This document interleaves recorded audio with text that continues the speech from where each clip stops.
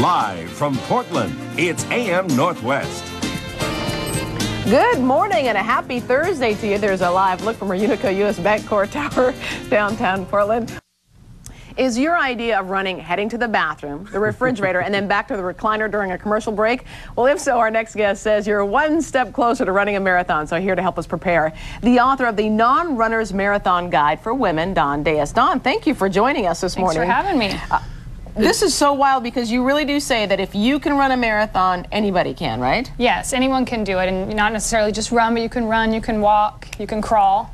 Which I did. You were not a runner before you set out on this track. What made you want to run a marathon? Well, it was a fundraiser for the Stroke Association. A lot of people are doing marathons as fundraisers now. It's a great way to get out there and feel like you're doing something for someone besides yourself, and also it kind of holds you accountable because people give you money, and so you're like, I guess you got to do it. Now, in your book, and it's a very funny book, yeah, but you give everybody, the non-runners, tips on how to become runners, and then throughout your book you have your journal of your experience. But let's just start with some of your tips, and then you can tell us what you look like. The sports bra. Well, yes, for the ladies. Now, the I found these bra. to be very tight.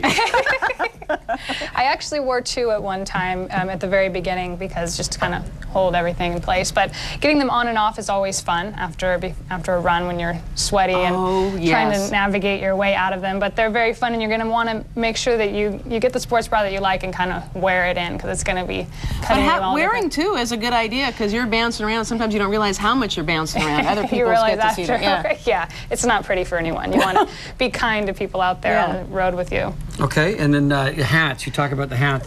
Not any hat will do. No, it's got to have holes in it, apparently. And why is that? It helps your head breathe, I guess. I don't know how your lungs do, but it helps your head, and it's very aerodynamic, you see, because of the lines on the side. I think it helps you. But you put off a lot of heat from your head, and if you have a regular hat on, it's going to trap all that heat, and you have enough problems without, you know. I'm wondering why you need a hat in the first place. Just because for sun and the sun, and also to keep the sweat out of your eyes. You're going to be sweating a lot, and so it keeps the sweat out and it keeps your hair back. Okay. And it makes you look cute. I love this. Tell us about this. Is the water holder butt thingy that I don't know what its real name is, but you clip it on, and then it's just kind of like a fanny pack, and it's actually on your fanny. You said you put yours on. I wear it in the front. Yeah, because you can wear it anywhere, and then it's got a place for the water and different stuff here, and then here you can put your keys or your kneecap or whatever. For me, it's a lip gloss. Yes, you put it's a lip gloss. Because you always have to look cute. But now, what did you discover in getting these? Just anyone will do, or did you have to have a special one?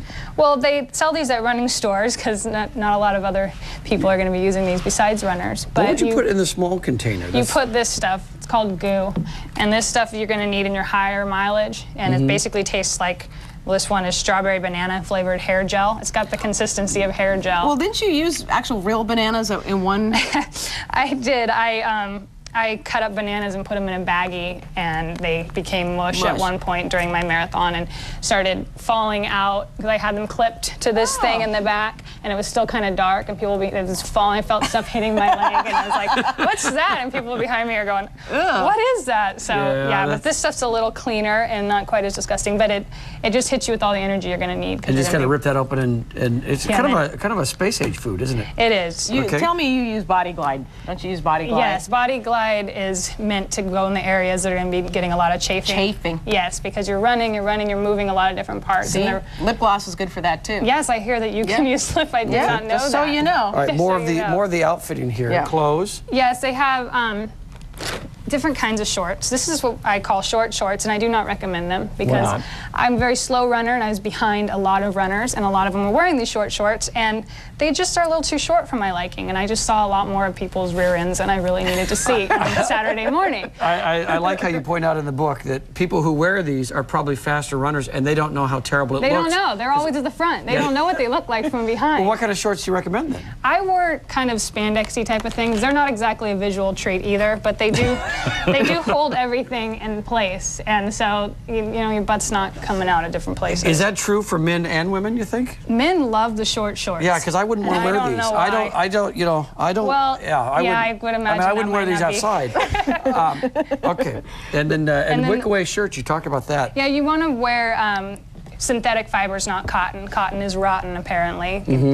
Anybody that's a serious runner will tell you that. It just helps keep the sweat away from your body, and it's going to make it a little easier for your body to breathe. Do you run with headphones at all? I do, and you have to run with headphones Yeah. because people think you're going to be all zen and have all these thoughts and solve all the problems. You don't have thoughts. After about 2 miles, you're like, I'm done with thoughts. I have no more thoughts. And you have 300 more miles to run, and so you have to have headphones because you're not going to be able to make it. Sometimes a song kind of gets stuck in your head, doesn't it? Over and over. And I shorted out my headphones when I was running the marathon, and so it got stuck on the hip-hop station, and it was milkshake weekend, and so that milkshake song, my milkshake brings all the ball to the yawn, I kept playing over and over for my entire marathon, so that song still gives me knee pain. Let's hear that song one more time. I like that. It's that same verse, for like 25 times in the song. My milkshake brings all the ball to the yawn, and I'm like, oh, it's a lovely song. And this I recommend, a book of swear words. You're gonna be using a lot of them, and all different. You can put them together in ways you never have before. We want to tell folks, we didn't get to everything, but we want to tell folks you have a book signing, right? It's yes, at on Sunday. Barnes & Noble, Jansen Beach. The Non-Runner's Marathon Guide, very funny. Very funny book. So thank you very much, Don. It was very fun.